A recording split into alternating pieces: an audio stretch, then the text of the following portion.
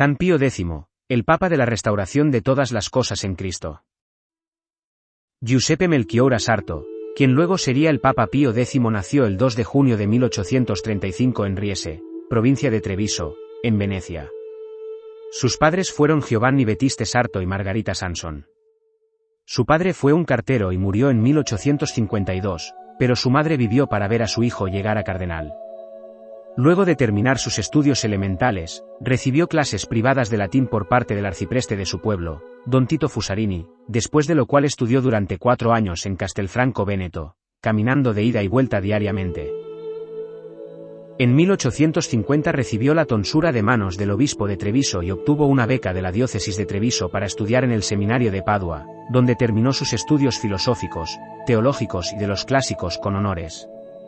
Fue ordenado sacerdote en 1858, y durante 9 años fue capellán de Tómbolo, teniendo que asumir muchas de las funciones del párroco, puesto que éste ya era anciano e inválido.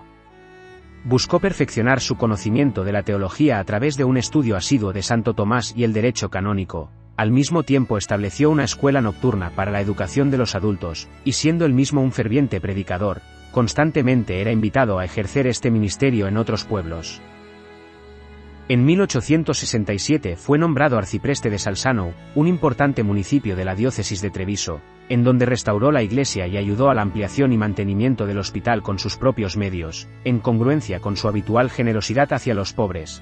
Especialmente se distinguió por su abnegación durante una epidemia de cólera que afectó a la región. Mostró una gran solicitud por la instrucción religiosa de los adultos. En 1875 creó un reglamento para la Catedral de Treviso. Ocupó varios cargos, entre ellos, el de director espiritual y rector del seminario, examinador del clero y vicario general. Más aún, hizo posible que los estudiantes de escuelas públicas recibieran instrucción religiosa. En 1878, a la muerte del obispo Senelli, fue elegido vicario capitular.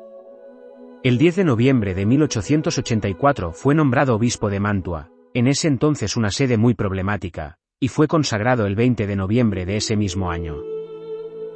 Su principal preocupación en su nuevo cargo fue la formación del clero en el seminario, donde, por varios años, enseñó teología dogmática, y, durante un año, teología moral. Deseaba seguir el método y la teología de Santo Tomás, y a muchos de los estudiantes más pobres les regaló copias de la Suma Teológica. A la vez, cultivó el canto gregoriano en compañía de los seminaristas. La administración temporal de la sede le impuso grandes sacrificios. En 1887 celebró un sínodo diocesano. Mediante su asistencia en el confesonario, dio ejemplo de celo pastoral.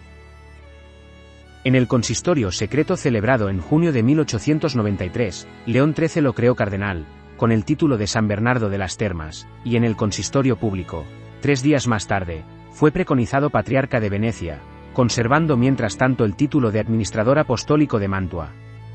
El cardenal Sarto fue obligado a esperar 18 meses, antes de tomar posesión de su nueva diócesis, debido a que el gobierno italiano se negaba a otorgar el exequatur, reclamando que el derecho de nominación había sido ejercido por el emperador de Austria.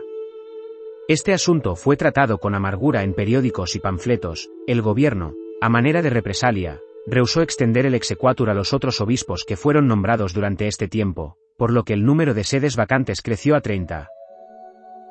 Finalmente, el ministro Crispi, habiendo regresado al poder, y la Santa Sede, habiendo elevado la misión de Eritrea a la categoría de prefectura apostólica en atención a los capuchinos italianos, motivaron al gobierno a retractarse de su posición original. Esta oposición no fue causada por ninguna objeción contra la persona de Sarto. En Venecia el cardenal encontró un estado de cosas mucho mejor que el que había hallado en Mantua. También allí puso gran atención en el seminario, donde logró establecer la facultad de Derecho Canónico. En 1898 celebró el Sínodo Diocesano.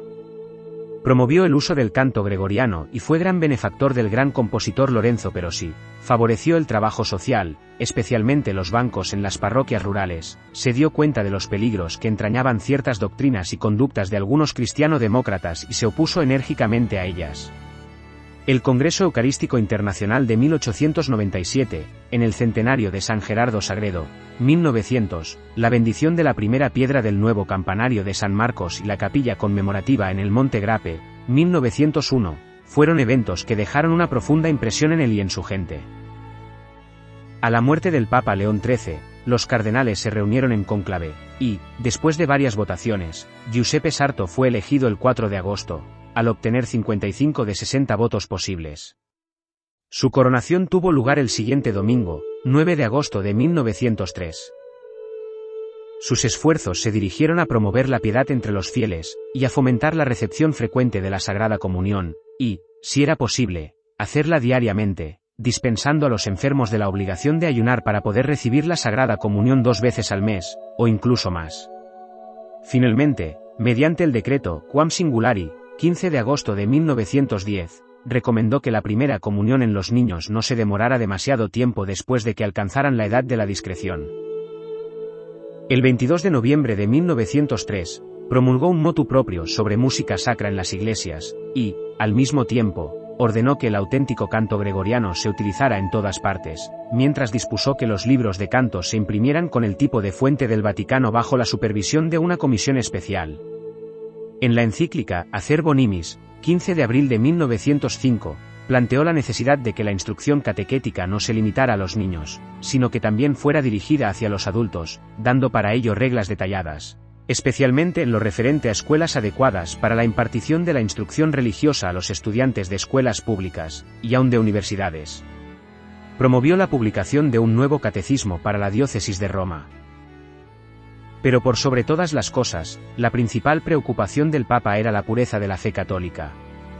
Por esta razón, en 1907, publicó el decreto Lamentabili, llamado también el Sílabus de Pío X, en el que 65 proposiciones modernistas fueron condenadas. La mayor parte de estas se referían a las Sagradas Escrituras, su inspiración y la doctrina de Jesús y los apóstoles, mientras otras se relacionaban con el dogma, los sacramentos, la primacía del obispo de Roma. Inmediatamente después de eso, el 8 de septiembre de 1907, apareció la famosa encíclica Pascendi, que exponía y condenaba el sistema filosófico del modernismo. Una necesidad sentida durante mucho fue la de codificar la ley canónica, y con la intención de llevarla a cabo, el 19 de marzo de 1904, Pío X creó una congregación especial de cardenales, así las más eminentes autoridades en derecho canónico de todo el mundo, colaboraron en la formación del nuevo código, que sería terminado en el pontificado de su sucesor, Benedicto XV. En 1910 promulgó el motu proprio, Sacrorum Antistitum, conocido como juramento antimodernista, que debía ser pronunciado por cualquiera que quisiera conservar o acceder a un oficio eclesiástico, incluida la docencia en teología. Profundamente afectado por el estallido de la Gran Guerra, que él había intentado por todos los medios evitar, y debilitado por una crisis bronquial, su corazón cedió tras rápida enfermedad cuando contaba 79 años. Cuando el padre Pío de Pietrelcina se enteró de la muerte de Pío X, empezó a llorar como un niño diciendo: «Esta guerra se ha llevado a la víctima más inocente, más pura y más santa, el Papa», pues corrían rumores que el Santo Padre había ofrecido su vida para salvar a sus hijos del flagelo de la Guerra Mundial. En mayo de 1944, el féretro de San Pío X, que estaba en la cripta vaticana, fue llevado a la Basílica de San Pedro, donde se reconoció el cadáver. Posteriormente, fue puesto de nuevo en las grutas vaticanas. En el mes de julio del año siguiente fue llevado de nuevo a la basílica y colocado en un lugar provisional que normalmente se usa para exponer los restos de los papas difuntos, y que está junto a la capilla de la Presentación. Se hizo un nuevo reconocimiento de su cuerpo el 29 de mayo de 1951 y fue beatificado por el Papa Pío XII el día 3 de junio. Después el cuerpo se trasladó de nuevo a las grutas vaticanas y puesto bajo el altar dedicado al Salvador. Finalmente, el 17 de febrero de 1952 fue colocado donde está actualmente, en la capilla de la Presentación de la Virgen María en el templo, como he dicho antes, en una urna de bronce, obra del escultor Francesco Nagni. Fue canonizado por el Papa Pío XII el día 29 de mayo de 1954. El Papa Pío XII designó en 1955 que se celebrara la fiesta de San Pío X, el 3 de septiembre. San Pío X, ora pro nobis.